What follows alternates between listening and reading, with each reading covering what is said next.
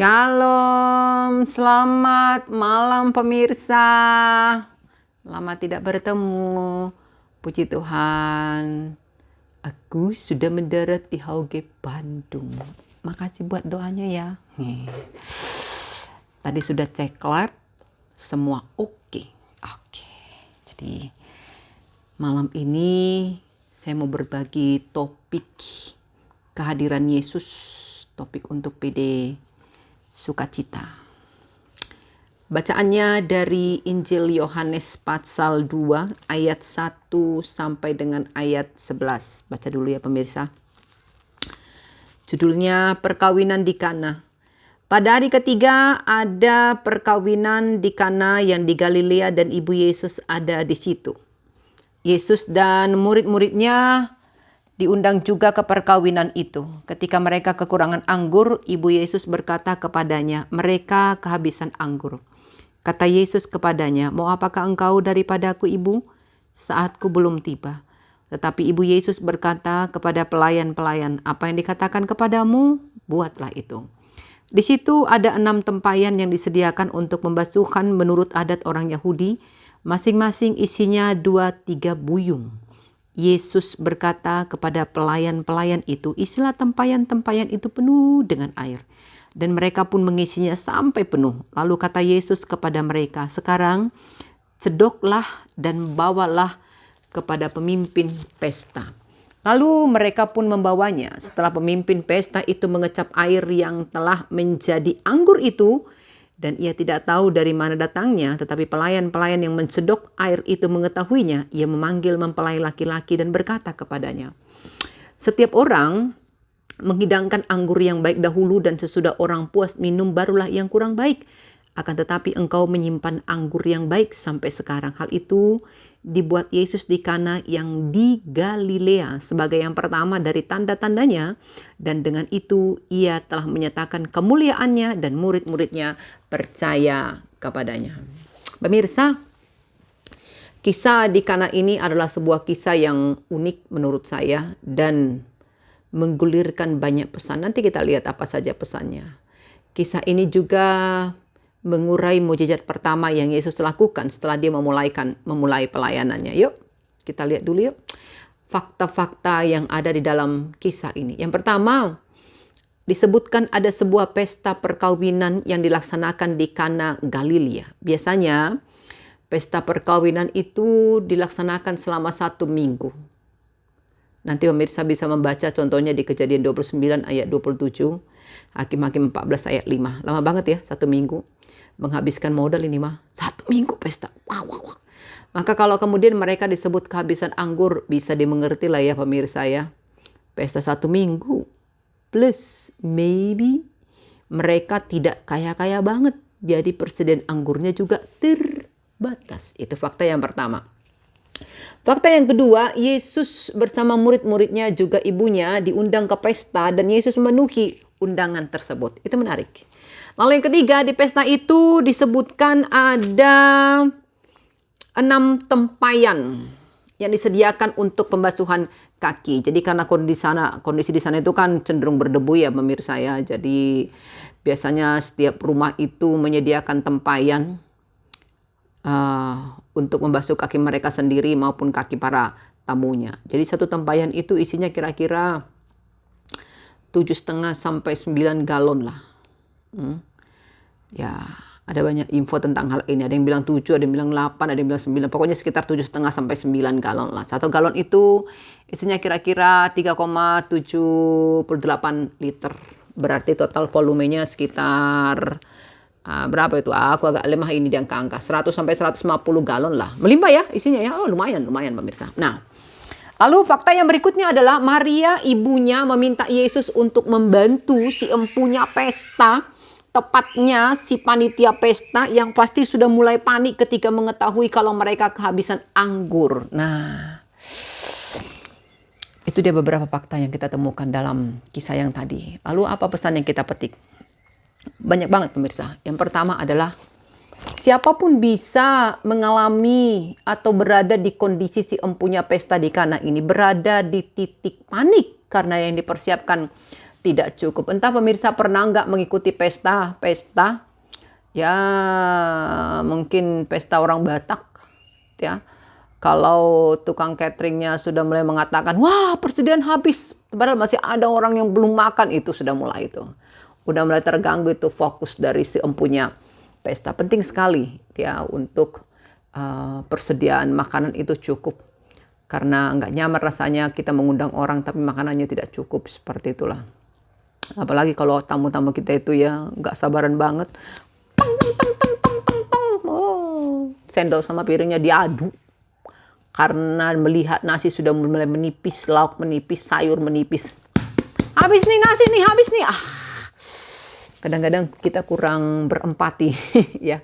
Nggak bisa merasa bagaimana kalau kita di posisi orang yang punya pesta. Oke, jadi berada di titik panik karena dipersiapkan tidak cukup itu, saya pikir, ya siapapun pernahlah seperti itu. Dan buat saya sendiri ini adalah sebuah peringatan kalau seberapa banyak pun yang kita miliki, kita tidak akan pernah tahu apakah itu cukup atau tidak. Itu juga adalah bukti betapa sangat terbatasnya kita. Bahkan ketika kita sudah membuat sebuah perencanaan yang matang, tetap saja rencana kita itu tidak sempurna. Tapi hadirnya Yesus di pesta itu yang membuat segalanya menjadi berbeda. Kita terbatas, Yesus tidak terbatas. Nah, apa pesan yang bisa kita dapatkan dari situ pemirsa? Ketika Yesus hadir di hidup kita, apa sih yang kurang? Tidak ada. Seharusnya. Tapi kita sering mengabaikan kehadiran Yesus. Sehingga ya begitulah. Hidup kita tidak hanya dipenuhi dengan kepanikan, tapi juga keluhan dan gerutuan. Padahal kita sering berkata, Yesus lebih besar dari masalahku, Yesus lebih besar dari bebanku, dari pergumulanku. Tapi ketika kita benar-benar mengalami pergumulan itu, beban itu, persoalan itu, kita sering terjebak. Kita menjadi fokus pada pergumulan kita, sehingga akhirnya kita panik. Panik sih buat saya itu sebenarnya manusiawi pemirsa, sesuatu yang wajar. Hanya ketika panik itu tidak disikapi dengan benar, disitulah dosa sudah mengintip di depan pintu. Karena selanjutnya adalah keluhan, gerutuan. Bahkan tak jarang kita akhirnya menyalahkan Tuhan yang tak peduli pada hidup kita menurut kita. Padahal Yesus itu sungguh pribadi yang bertanggung jawab. Yesus itu bukan seperti kita kebanyakan manusia ini. Yang misalnya dia tahu menikah, tahu punya anak, tapi tak tahu menanggung jawab anak dan istrinya. Banyak yang kayak begitu pemirsa. Apakah Yesus seperti Yesus sama sekali tidak seperti itu. Ketika dia kasih kita kehidupan, dia bertanggung jawab penuh atas hidup kita. Bahkan sampai kita mati. Wow. Luar biasa bukan? Maka izinkanlah Yesus hadir dalam hidup Anda. Biarkan dia ada, biarkan dia berada, biarkan dia berdampak dalam hidup Anda. Dan hidup Anda itu pasti akan berbahagia. Macam lagu itu pemirsa. Akhir Jumat nomor berapa itu? Ku berbahagia, yakin teguh, Yesus abadi, kepunyaanku. Kebahagiaan itu karena apa? Kita punya Yesus dan Yesus memiliki kita. Haleluya. Wow. Pesan yang kedua apa pemirsa yang kita dapatkan dari kisah ini? Yesus itu ternyata adalah pribadi yang menghargai kekerabatan. Dia juga menghargai dan tidak mengabaikan adat istiadat di mana dia berada. Yesus bukan seorang asketik atau pertapa seperti Yohanes Pembaptis. Maka kalau Anda pemirsa termasuk orang yang menolak kekerabatan, adat istiadat dan segala sesuatu yang berbau dengan hal itu, kayaknya Anda harus berpikir ulang deh. Karena Yesus pun tidak menolak hal-hal seperti itu. Atau kalau Anda mengatakan kekerabatan itu, adat itu bertentangan dengan kekristenan. Wah, bacalah kembali Roma pasal 14 ayat 1 sampai 3 plus ayat 6. Buat saya kekerabatan itu adalah sesuatu yang penting. Yang akan membuat kita tetap terhubung satu dengan yang lainnya. Kalau saya sih sejak kecil dididik untuk menghargai kekerabatan. Ya, meskipun saya tidak ahli tapi mengertilah sedikit siapa si Anu dan bagaimana harus menyapanya. Ya, siapa si Anu, apa hubungannya dengan saya, begitu. Saya sedikit-sedikit mengertilah. Menurut saya itu penting untuk mengajarkan etika dan kesopan santunan dalam bersikap. Adat istiadat bagaimana? Sama. Walau jujur, ada hal-hal dalam adat istiadat yang dengan tegas saya tolak. tapi tak lantas saya menjadi orang yang tidak punya adat atau menolak seluruhnya adat istiadat. Selama hal itu tidak bertentangan dengan firman Tuhan, saya ikuti. Tapi jika sudah bertentangan, saya pasti akan mengangkat bendera saya tinggi-tinggi untuk menyatakan penolakan terhadap hal itu. Karena saya dididik untuk memahami seharusnya Injil yang menerangi adat istiadat, bukan adat istiadat yang menerangi Injil. Jadi ketika Injil menerangi adat istiadat, akan menjadi nyata dalam adat istiadat itu mana memang yang masih harus dilakukan dan mana yang tidak lagi cocok ya, atau tidak pas lagi untuk dilakukan. Lalu pesan yang ketiga apa pemirsa? Ketika ibunya meminta Yesus ya supaya membantu mereka, Yesus menjawab. Apa katanya di sini? Ayat 4. Mau apakah engkau daripadaku, ibu, saatku belum tiba? Ada yang menarik pemirsa di jawaban Yesus ini. Sekilas ini memberi kesan bahwa Yesus tidak senang akan permintaan ibunya. Apalagi kalau kita cek bahasa Yunaninya, Yesus memakai kata gunai yang artinya woman atau perempuan. Ya, kata yang berbeda dengan ayat 3 yang memakai kata mater atau mother, ibu atau mama. Sebenarnya gunai itu bukanlah sebutan yang kasar atau bukan sapaan yang tidak hormat, tapi dengan memakai kata itu Yesus menegaskan kepada ibunya Maria bahwa Maria itu tidak punya otoritas untuk memerintah Yesus, meskipun dia yang mengandung, dia yang melahirkan Yesus. Tapi Yesus bukanlah manusia biasa karena dia adalah Tuhan, dan dengan kata gunai itu Yesus sedang mengingatkan posisi Maria. Mengingatkan bahwa Maria tidak punya otoritas untuk memerintah Yesus. Buat saya hal ini menarik pemirsa. Kenapa? Karena meskipun relasi kita dengan Yesus adalah sebuah relasi yang sangat istimewa karena dia menjadikan kita anaknya, lalu saya diberi hak untuk memanggil dia Abba, ya Bapa, ya. Tak lantas relasi itu, status keanakan itu menjadi alasan buat saya untuk melupakan siapa Yesus. Yesus betul berkuasa dan memiliki kuasa untuk menjawab semua permintaan kita. Tapi satu hal kita tidak boleh lupa, dia pun berkuasa menolak permintaan kita. Karena yang harus terjadi adalah kehendaknya, waktunya, ketetapannya. Maka kita sama sekali tak punya alasan, apalagi kita tak punya kuasa untuk mengendalikan Yesus. Sebab dialah yang seharusnya mengendalikan kita. Kita yang harus tunduk pada otoritas Yesus. Nah, pertanyaannya adalah apakah Maria protes dengan jawaban Yesus? Tidak sama sekali. Sebaliknya, dia mengakui otoritas Yesus tersebut dan mengajak orang lain, yaitu para pelayan, untuk mengakui otoritas itu. Itu sebabnya dia berkata kepada para pelayan itu, ayat 5. Apa dikatakan di situ? Apa yang dikatakan kepadamu, buatlah itu. Tetapi Ibu Yesus berkata kepada pelayan-pelayan, apa yang dikatakan kepadamu, buatlah itu. Sungguh buat saya ini manis sekali, cocuit. Kenapa? Karena akhirnya terbukti pemirsa. Ketika seseorang mengakui otoritas Tuhan atas hidupnya, dia akan punya keberanian untuk membawa orang lain pada pengakuan akan otoritas Yesus. Cakep kan? Maka pertanyaannya adalah, apakah Anda sudah mengakui otoritas Yesus dalam hidup Anda? Yes. Apakah Anda sudah mengakui otoritas Yesus dalam hidup Anda? Karena tidak ada penaklukan tanpa penaklukan diri. Sebelum saya mengakui otoritas Yesus dalam hidup saya tidak akan punya otoritas juga untuk menaklukkan orang lain, atau tidak bisa memiliki keberanian untuk membawa orang lain pada pengakuan akan otoritas Yesus. Menarik kan? Yes, menarik. Oke. Pesan yang lainnya apa pemirsa yang kita lihat ketika akhirnya Yesus memutuskan untuk membantu si empunya pesta itu, para pelayan itu atau panitia, ya, ketua panitia dari pesta itu, dia sengaja memberi perintah kepada para pelayan itu. Perintahnya apa? Isilah tempayan-tempayan itu penuh dengan air. Kalau kita simak pemirsa, itu adalah satu perintah yang lucu.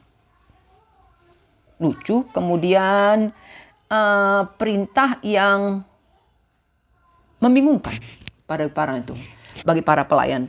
Ketika Yesus mengatakan isi tempayan itu penuh dengan air, kan anggur yang habis. Terus kenapa Yesus menyuruh mereka mengisi tempayan tempat membasuhkan kaki diisi dengan air? Pasti waktu mereka mendengar itu kening mereka berkerut. Aya naon ieu? Lalu mereka mulai pandang-pandangan sama pelayan. Maksudnya ini orang ini apa? Begitu. Wong yang habis kan itu kan anggur, ya kan? Terus diisi dengan air sampai penuh, kan nggak nyambung. Tapi karena para pelayan itu percaya pada apa yang dikatakan oleh Maria, mereka menurutinya tanpa bantahkan, walau mungkin seperti yang saya katakan tadi, dalam hati mereka bertanya-tanya. Tapi mereka percaya, ya, dan menuruti apa yang dikatakan oleh Yesus. Akhirnya apa? Mereka lolos dari ujian yang diberikan oleh Yesus. Hal ini pemirsa lagi dan lagi buat saya menjadi satu bukti bahwa iman itu, bahwa percaya itu persis seperti kata Bapak Andar Ismail.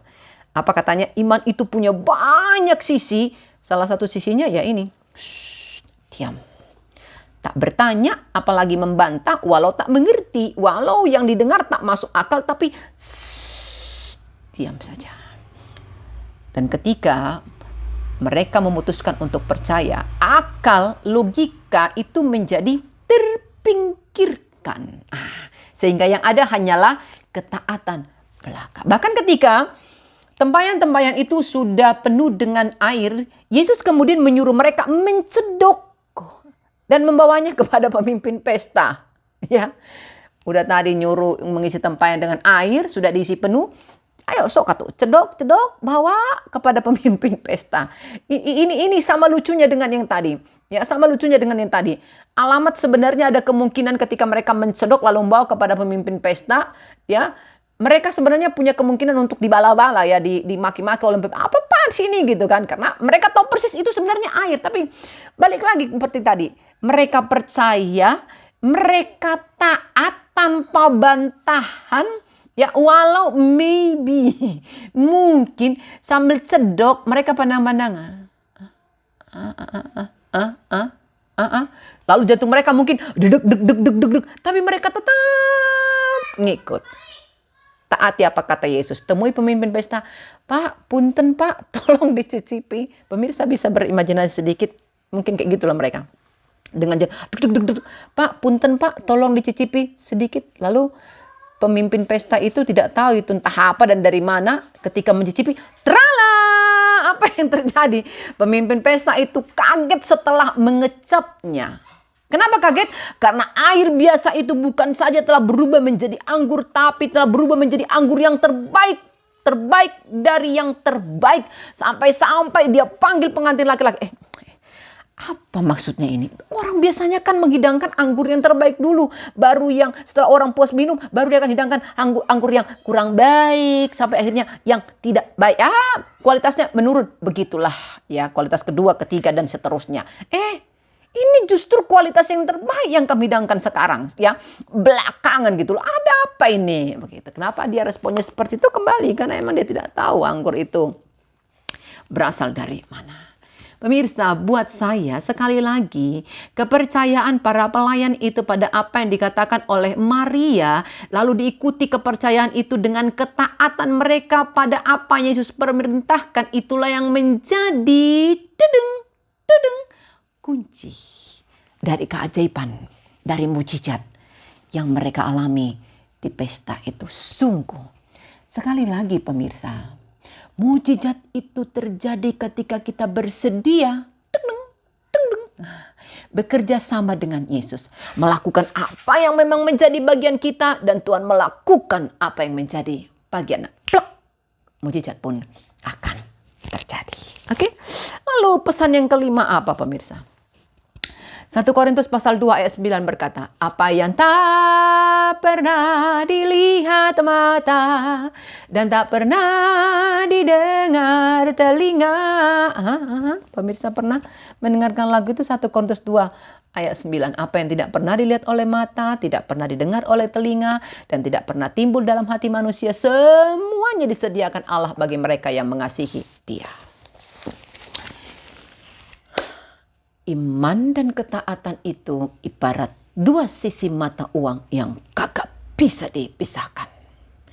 Di mana ada iman, di situ ada ketaatan. Di mana ada ketaatan, di situ ada iman. Dan hasilnya sungguh lebih dari apa yang mampu mereka pikirkan dan yang mampu mereka lakukan. Anggur baru, terbaik dari yang terbaik.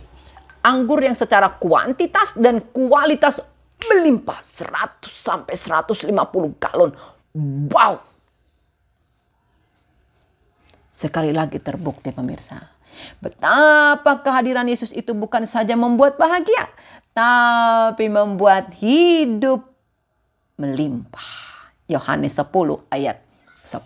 Aku datang supaya mereka mempunyai hidup dan mempunyainya dalam segala kelimpahan. Kehadiran Yesus membuat hidup menjadi hidup. Salam sehat, tetap happy, Mekel Mahita, semangat dan ukui.